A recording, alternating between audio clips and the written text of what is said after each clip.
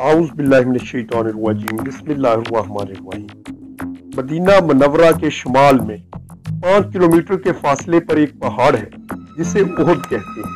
اسی پہاڑ کے دامن میں کفار مکہ اور مسلمانوں کے درمیان دوسرا مارکہ پیش آیا جسے غزوہ احد کہتے ہیں۔ دوستو، آپ دیکھ رہے ہیں ورسٹائل ٹی وی اور میرا نام ہے محمد کاشف چشتی۔ غزوہ بدر میں قریش مکہ کے 70 افراد مارے گئے، جن میں بڑے بڑے سردار بھی شامل تھے اور اتنے ہی قیدی بھی بنے تھے۔ اس لیے قریش مکہ میں انتقام کی آگ بھڑک رہی تھی۔ یہود کی دلی ہمدردیاں کفار مکہ کے ساتھ تھیں۔ انہوں نے کفار مکہ کو بدر کے مقتولین کا بدلہ لینے پر اکسایا اور مدد کا وعدہ بھی کیا۔ عرب میں قریش مکہ کا بہت مقام تھا، وہ خانہ کعبہ کے متولی بھی تھے۔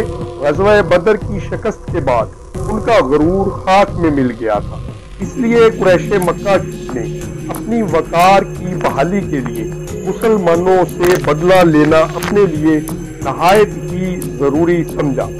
رسول اللہ صلی اللہ علیہ وآلہ وسلم کے چچا حضرت عباس رضی اللہ تعالی عنہ مکہ مکرمہ میں تھے۔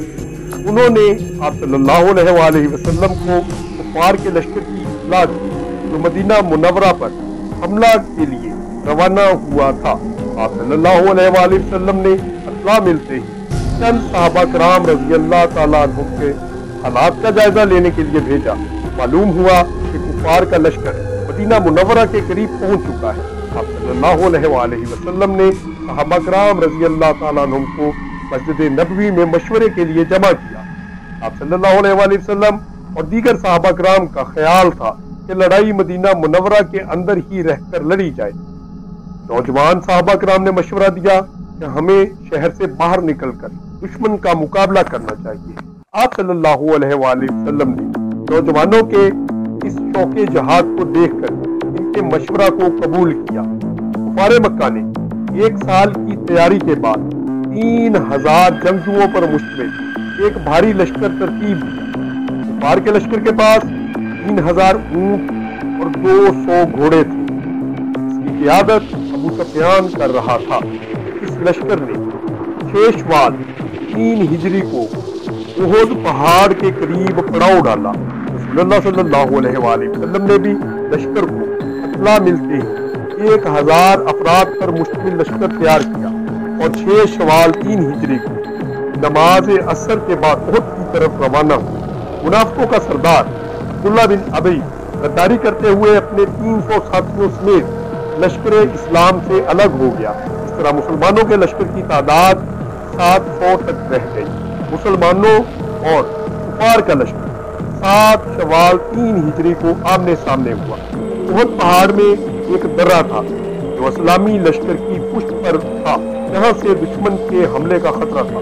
رسول اللہ صلی اللہ علیہ وآلہ وسلم نے حضرت عبداللہ بن جبیر رضی اللہ تعالیٰ عنہ قیادت میں 50 تیر اندازوں کا دستہ مقرر کیا اور انہیں ہدایت کہ ہمیں فتح ہو یا شکست، تم نے اس درے کو بالکل نہیں چھوڑنا۔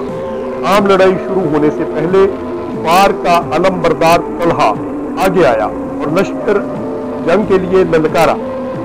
حضرت زبیر رضی اللہ تعالیٰ عنہ آگے بڑھے اور اسے ہلاک کر دیا۔ اس کا بھائی آگے بڑھا اور حضرت حمزہ رضی اللہ تعالیٰ عنہ نے اس کا کام تمام کر دیا۔ اسی طرح کفار باری باری جھنڈا اٹھا کر آتے اور مارے جاتے۔ اس کے بعد عام لڑائی شروع ہو گئی۔ مسلمانوں کی طرف سے حضرت علی، حضرت حمزہ، حضرت ابو دجانہ، حضرت زبیر رضی اللہ تعالیٰ عنہ نے خوب بہادری کے جوہر دکھائے۔ صحابہ کرام رضی اللہ تعالیٰ عنہ کے مسلسل حملوں کے بعد دشمن کی لشکر میں کلبلی مچ گئی اور وہ بدحواس ہو کر بھاگنے لگے۔ مسلمان مال غنیمت سمیٹنے میں مصروف ہو گئے۔ جب کفار مکہ کو لشکر میدان سے بھاگ رہا تھا تو درے پر موجود تیر انداز یہ سمجھے کہ مسلمانوں کو فتح ہو گئی۔ انہوں نے حضرت عبداللہ بن جبیر رضی اللہ تعالیٰ عنہ کے منع کرنے کے باوجود مال غنیمت کے سمیٹنے کے لیے درے کو چھوڑ دیا۔ درے پر مسلمانوں کا چھوڑنا تھا کہ اس کے بعد کفار کو موقع مل گیا۔ حضرت عبداللہ بن جبیر رضی اللہ تعالیٰ عنہ اپنے ساتھیوں سمیت ان کے مقابلے کے لیے ڈٹے رہے، لیکن وہ ایک ایک کر کے شہید ہوتے گئے۔ حضرت حمزہ رضی اللہ تعالیٰ عنہ بہادری کے ساتھ لڑ رہے تھے۔ اس اسی دوران وحشی نامی ایک غلام نے آپ رضی اللہ تعالیٰ عنہ پر چھپ کر حملہ کیا۔ اس اچانک حملے میں حضرت حمزہ رضی اللہ تعالیٰ عنہ شہید ہو گئے۔